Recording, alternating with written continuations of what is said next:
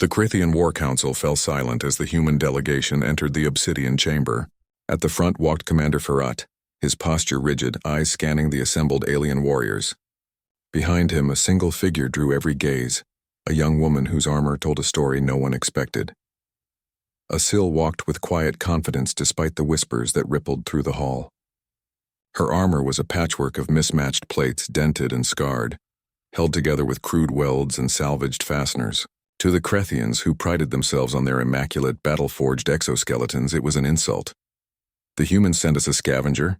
General Vorthak's mandibles clicked in amusement. Laughter echoed from his officers. Ferrat's jaw tightened, but Asel placed a hand on his arm.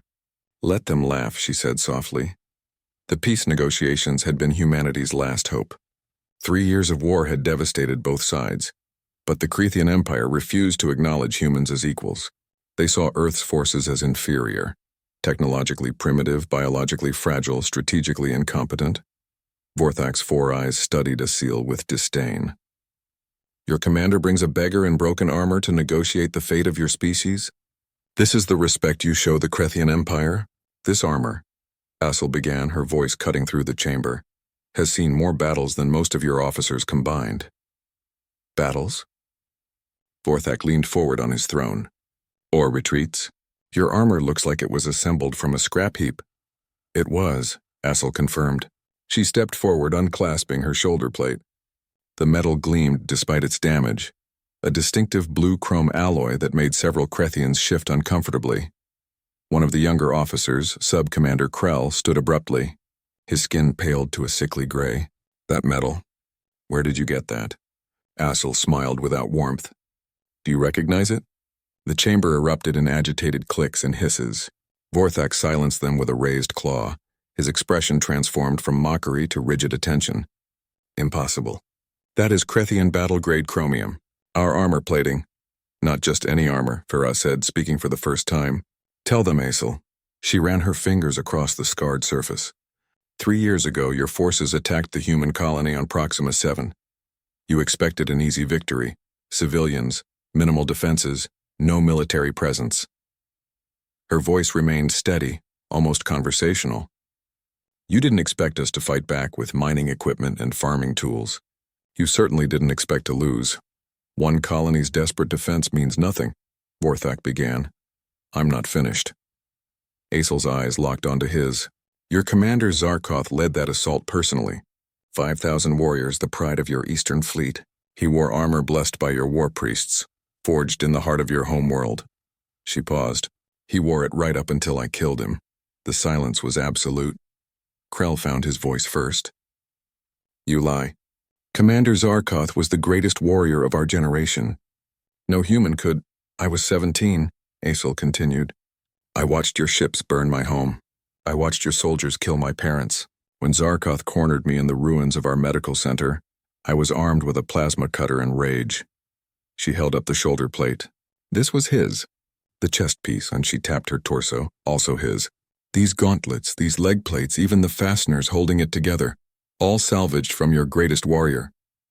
Ferrat stepped beside her. After Zarkoth fell, his troops panicked. They'd never seen their commander defeated, especially not by a human teenager with mining equipment. The psychological impact was significant. "You're wearing sacred armor as trophies," Vorthak said, his voice dangerous and low. "I'm wearing armor," Asel corrected, "that I took from an enemy who underestimated me. Just like you're underestimating us now." She walked closer to the throne, and Crethian guards tensed, but Vorthak waved them back. "Every dent in this armor represents a battle.